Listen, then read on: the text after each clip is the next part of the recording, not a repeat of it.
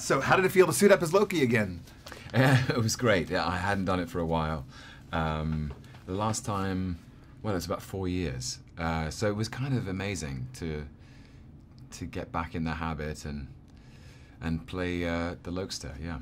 And what can audiences expect to see from this third go round with Loki and Thor, the relationship and everything? Well, it's every film there's an evolution of the relationship between Thor and Loki, and Taika Waititi, our director, has infused that brotherly feud with so much humor and so much spirit, and it's kind of time to ring the changes, because there's only so long that those two can basically fight and try to one-up each other, and actually the stakes are so high that they need to change things up between them a bit. You'll see. Tell us about Loki's blades and the training with that. Well, yeah, it's interesting. Loki, when I was first cast as Loki 8 years ago now, we decided that when Loki was in combat, he would have these sort of magical blades that he could make appear at any time. And there's this fight in the first film, but because of his staff, which has become quite crucial in the Marvel Universe, in Avengers, I haven't fought with the blades for a bit, so it was nice in a way to come back to that. And we had amazing stunt coordinator and fight directors and a whole great stunt team we used to train with all the time. Ben, what's Ben's last name? I just feel terrible for forgetting Ben's last name, but he was our stunt director. He was great, yeah. Good old Ben. Perfect. So Tessa, first go round. Yeah. First go round, first time MCU. How was it? Daunting? Easy? Good? No, I wouldn't say easy. I would say, these films present a world of challenges, but ones that I was really eager to tackle.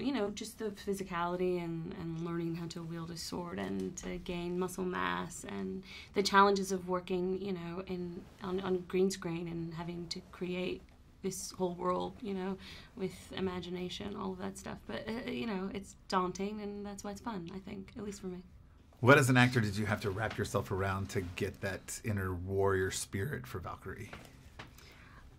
Goodness, I think just really working on the physicality and feeling sort of confident and strong when holding a sword and getting stronger myself, just doing pull-ups.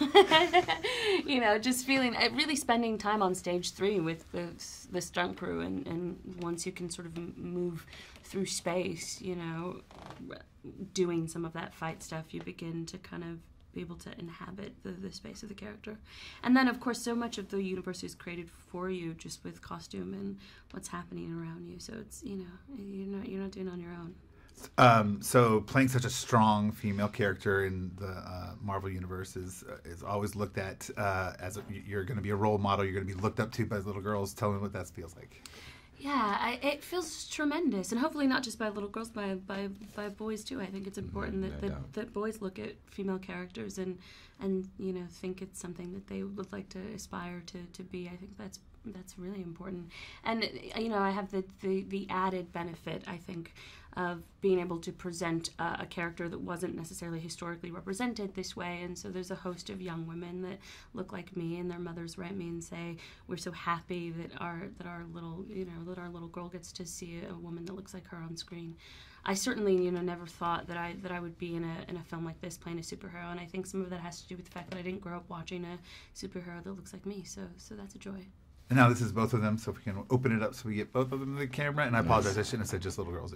Everyone should look up. So tell me your favorite. I know it's practical sets and green screen. What was your favorite set to work on during filming? You want to jump in with that?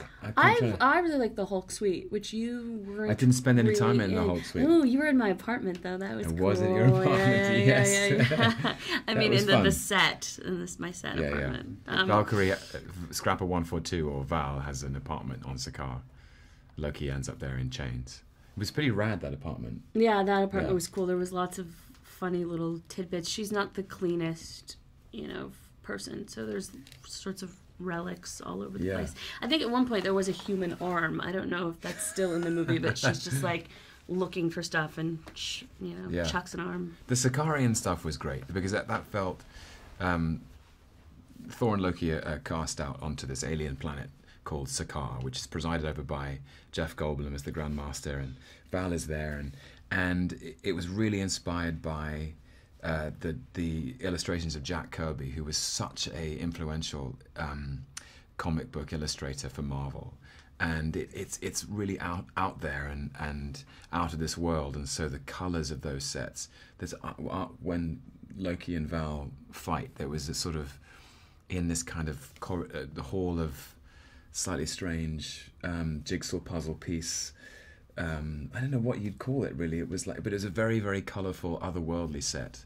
Kind of felt like we were in Wonka's Chocolate Factory or something, you know? Yeah, and then Hulk Suite, where he lives, is sort of this lush, like bachelor pad, but everything's huge, obviously, because it's Hulk. He has a hot tub and a circular bed and a bar, which of course Val enjoys immensely. But yeah, you as an actor, you're always trying to suspend your own disbelief, and thereby the audience's. So it's always a pleasure to walk onto a set that just is so lived in and is telling a story.